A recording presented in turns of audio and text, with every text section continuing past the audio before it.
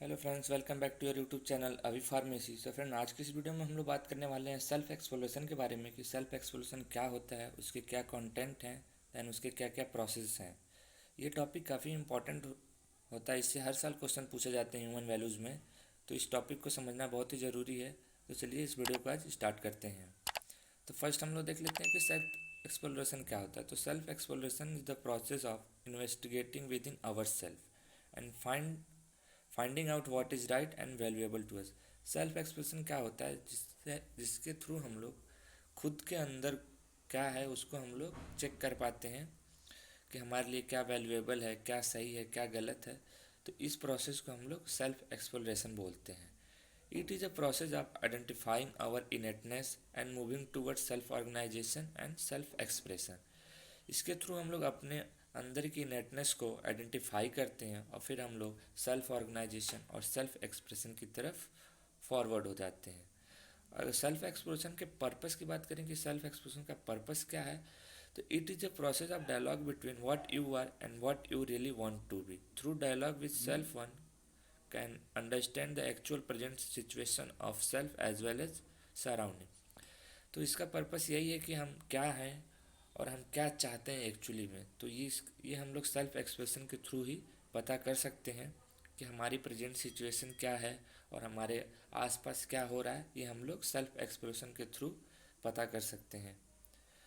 जब हम लोग किसी भी चीज़ को समझ सकते हैं कि ये चीज़ सही है या गलत है, हमारे लिए वैल्यूएबल है या नहीं है, तो वहाँ पे हम लोग का जो सेल्फ इवोल्यूशन है वो स्टार्ट हो जाता है।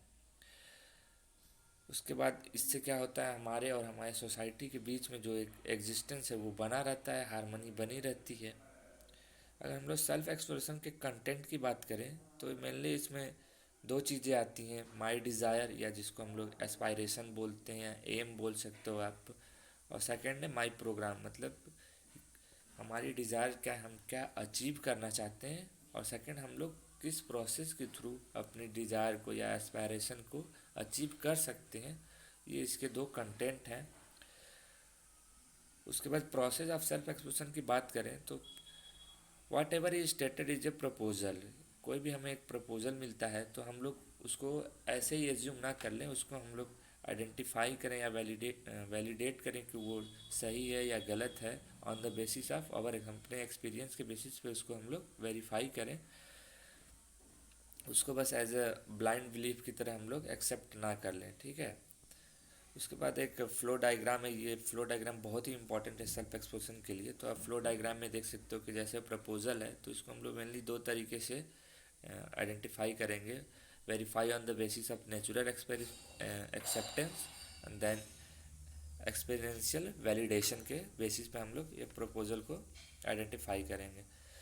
तो नेचुरल एक्सेप्टेंस की बात करें तो हम लोग इसको हम लोग राइट अंडरस्टैंडिंग के थ्रू देख सकते हैं कि कोई भी प्रपोजल जो वो राइट है हमारे लिए या नहीं। उसके बाद अगर हम लोग एक्सपीरियंशियल वैलिडेशन की बात करें तो हम लोग उस प्रपोजल को फाइंड आउट करेंगे ऑन द बेसिस कि उसका जो अदर ह्यूमन बींग के साथ कैसा बिहेवियर है। अगर वो म्यूचुअल फुलफिलमेंट करता है ह्यूमंस अदर ह्यूमन बींग्स के साथ या म्यूचुअल हैप्पीनेस करता है तो देन वो जो हमारा प्रपोजल है वो सही है, नहीं तो वो गलत है। सेकंड, हम लोग देखेंगे कि इसका जो हमारे नेचर के साथ क्या कनेक्शन है। अगर वो म्यूचुअल प्रोस्पेरिटी को लीड करता है तो वो हमारे लिए सही है, अदरवाइज वो सही नहीं है।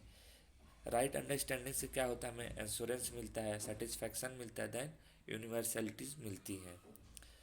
उसके बाद हम लोग देख लेते हैं जो हमारे दो स्टेप्स थे सेल्फ एक्सप्लोरेशन के, नेचुरल एक्सेप्टेंस या एक्सपेरिमेंटल वैलिडेशन। तो नेचुरल एक्सेप्टेंस क्या होता है ये भी शॉर्ट में कई बार पूछ लेता है।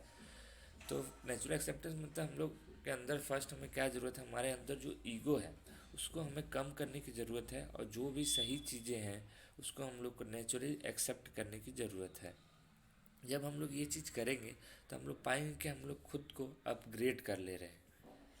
अगर नेचुरल एक्सेप्टेंस की कैरेक्टरिस्टिक की बात करें तो जो हमारा नेचुरल एक्सेप्टेंस होता है ये टाइम के साथ चेंज नहीं होता। जैसे कि हमारा ट्रस्ट हो गया, रिस्पेक्ट हो गया, ये पास्ट में भी वही रहेगा, प्रेजेंट में भी वही रहेगा और फ्यूचर में भी वही रहेगा। ये टाइम के साथ चेंज नहीं होने वाला।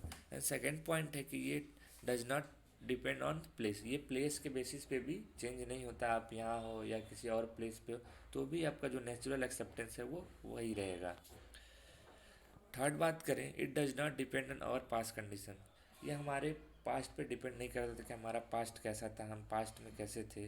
क्योंकि जब हम लोग किसी भी चीज़ को समझ सकते हैं राइट अंडरस्टैंडिंग के थ्रू कि ये सही है गलत, तो वो चीज़ को अभी से बात है हम लोग जो पास्ट में गलतियाँ की हैं उसको फ्यूचर में या प्रेजेंट में नहीं रिपीट करेंगे। लास्ट है हमारा, it is always present within us. जो हमारा नेचुरल एक्सेप्टेंस वो हमारे अंदर हमेशा प्रेजेंट रहता है। अब बात कर लेते हैं एक्सपेरिमेंटल वैलिडेशन की। तो जब भी हम when we believe that something is right we have to validate it in some situation. This process of validation on the basis of experience is experiential validation.